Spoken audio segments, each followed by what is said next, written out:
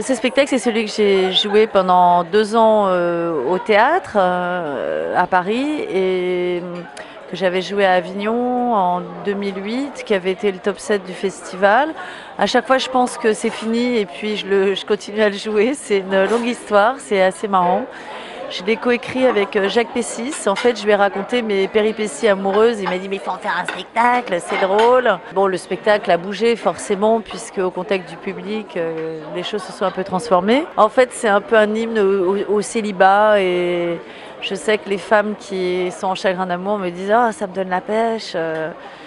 Enfin, il y a une proximité qui se passe. Je pensais que les hommes me détesteraient, parce que je les casse quand même un peu. Et pas du tout. Enfin, ça les fait rire. Tout est basé sur mes expériences à moi et j'ai pas mis les plus folles. J'ai mis en fait les plus celles, celles où les gens se reconnaissent le plus. À part peut-être exceptionnellement un milliardaire. Tout le monde n'a pas le malheur de rencontrer un milliardaire.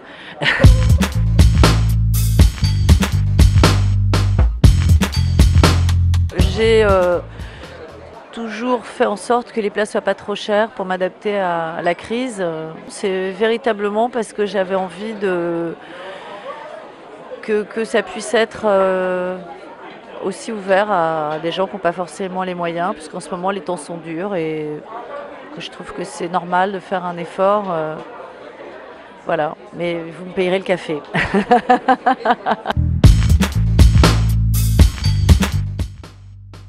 J'ai écrit quelque chose qui amuse à Jacques. Enfin, on a écrit ensemble, c'est-à-dire je lui ai raconté des trucs, après on écrivait, après du coup je réécrivais des choses, etc. Je l'ai joué, j'ai vu que les gens riaient beaucoup et je me suis dit tiens, et si j'essayais de les faire rire encore plus.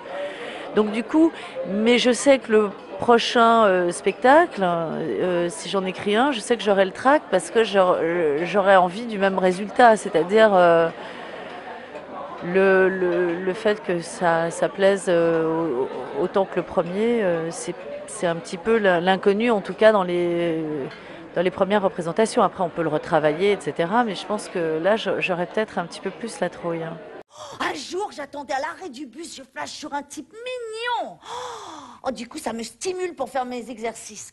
Contracte, relâche, contracte, relâche, contracte, relâche, contracte, relâche. Il m'a abordé. Vous ne devinerez jamais pourquoi. Il lisait le morse. Depuis le début du spectacle, oui, au départ, c'était plus littéraire, parce que forcément, quand on écrit quelque chose, on fait un petit peu attention et j'ai raccourci des phrases, j'ai sorti des bêtises, je les ai réintégrées. Ensuite, j'ai dû couper parce qu'autrement ça aurait été trop long. Là maintenant, j'essaye de quand même garder le même spectacle par principe pour la réputation du show. Et parce que je me rends compte que même les gens qui l'ont vu plusieurs fois ont plaisir en fait à revoir la même chose. C'est comme si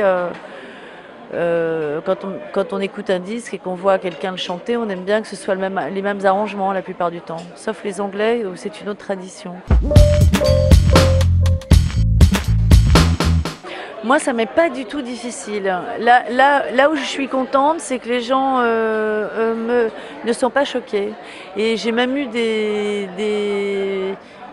une vieille dame un jour qui était venue de province, qui avait 87 ans, et elle m'a dit « Oh, j'ai ri, oh, j'ai mal aux zygomatiques, elle va vous appeler un chat un chat. Oh, bah voilà, c'est comme ça que j'aurais aimé être quand j'étais plus jeune. Vous avez bien raison. » Il y a aucun chapitre où ça traîne en longueur, on a vraiment essayé de croquer des situations avec des conclusions, même si c'est que les miennes et elles peuvent être complètement ridicules, mais c'est quand même frappé du bon sens populaire. Et surtout, j'ai vraiment du plaisir, quoi. Vraiment, j'ai jamais été à reculons, jouer même malade, parce que je suis tombée de scène en faisant la con dans le rideau. J'ai mis 1 an à m'en remettre, j'ai pas arrêté de travailler malgré les assurances. Et vraiment, j'avais 2 côtes cassées, l'épaule démise et tout, j'ai quand même joué. Et la bonne femme de l'assurance me disait, mais c'est impossible de jouer. Et je lui disais, mais vous verrez, asseyez-vous, je jouerai. Et j'ai rien changé, elle m'a dit, vous auriez pu faire de la boxe. C'est un Yorkshire Toy. Il fait 1,2 kg. Il est tellement petit que quand je l'ai sur mes genoux, On croit que c'est mes poils pubiens. Sauf qu'il est gris. Ouais, je sais, ça vieillit. Je vais le teindre en blond.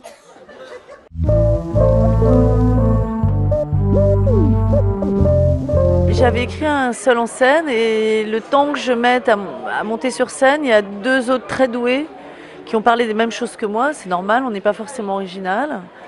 Et elles l'ont tellement bien fait que je me suis dit, c'est bon, bah tant pis. Donc, c'était sur les cinquantenaires, donc c'était Michel Bernier, et puis sur la maternité, c'était Foresti. Mais c'est normal, c'est parce qu'on parle de choses qui nous touchent et on a des vies qui se ressemblent et des problématiques qui se ressemblent. Alors, je pense que si j'écris, je ferai des choses qui sont plus particulières, mais qui seront peut-être moins universelles, en tout cas comme là où les couples se reconnaissent, quoi. À un moment, si, j'ai abandonné parce que j'ai eu une maladie de peau et qui me défigurait et c'était pas forcément génial. Donc, je me suis concentrée sur le théâtre en attendant que ça aille mieux et voilà.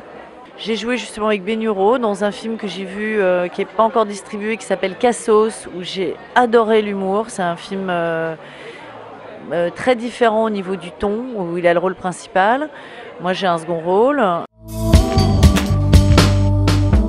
Moi, ça me pose aucun problème. Et pour vous dire, je reviens là de Suisse où j'ai tourné un rôle qui est diamétralement à l'opposé de ce que je suis et de ce que je vais jouer ce soir. Ça me pose aucun problème. Ce qui est plus chiant, c'est de gérer les cheveux pour pouvoir un petit peu renouveler un physique différent. Et c'est plus aux gens qui m'emploient, qui ont un peu tendance à toujours vouloir la même coupe de cheveux, la même tête, le même maquillage, que moi qui suis assez ravie de faire des transformations. Ah oui, oui, même il y a un moment j'avais arrêté le métier parce que je ne l'ai pas dit je m'en suis pas vantée pour éviter qu'on m'oublie totalement, mais je m'étais dit j'ai plus envie, donc c'est pas la peine, quoi. Je suis partie à l'étranger, j'ai fait d'autres choses. Mais heureusement, comme les gens ne savaient pas, ils m'ont proposé des choses intéressantes et je me suis dit, je vais travailler d'une manière différente. Je vais redevenir amateur, en fait. C'est-à-dire lâcher un peu tout ce qu'on sait faire, que ça se voit plus. On ne peut pas éviter de se faire enfermer, bien sûr, à partir du moment où on joue un type de personnage, on nous le propose plusieurs fois. En plus, il y a le changement d'âge qui est très important. Il y a moins de rôles pour les femmes de mon âge. Bizarrement, on me vieillissait plus facilement quand j'étais jeune, où on me faisait faire des rôles beaucoup plus âgés que mon âge. Donc où j'étais vraiment obligée de me vieillir. Et maintenant que j'ai l'âge, on me dit que je fais trop jeune, comme si je pouvais plus me vieillir, quoi. C'est pas leur immoralité qui fait que les hommes regardent ailleurs, c'est leur taux de testostérone. Car l'homme qui bande a le cerveau moins irrigué. Il s'éloigne, il ne pense plus.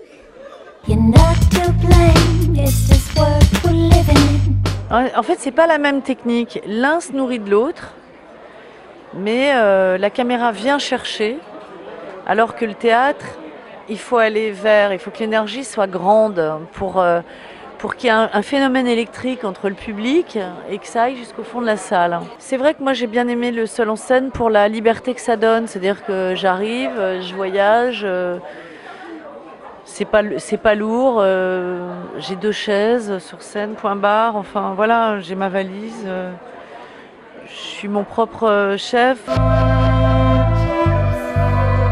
On se dit après, ouais, je l'ai fait, c'est bon, les gens sont contents, on rencontre des gens, on met des visages sur des gens qui nous aiment depuis des années, on fait partie de leur famille. Enfin, moi je vois, là j'étais au Festival de La Rochelle, c'est dingue, quoi. Il y a des gens, j'ai l'impression d'être une cousine ou Ils connaissent plus de choses sur moi que même moi. Ça crée une intimité où des fois les gens me racontent des choses qu'ils n'ont jamais racontées à personne et c'est aussi Ce qui est bien, c'est que ça nous retire de ces tours d'ivoire qu'on peut avoir dans le vedettariat où d'un seul coup, on n'ose plus prendre les transports en commun, etc. Du coup, on s'éloigne de l'observation de comment jouer un personnage.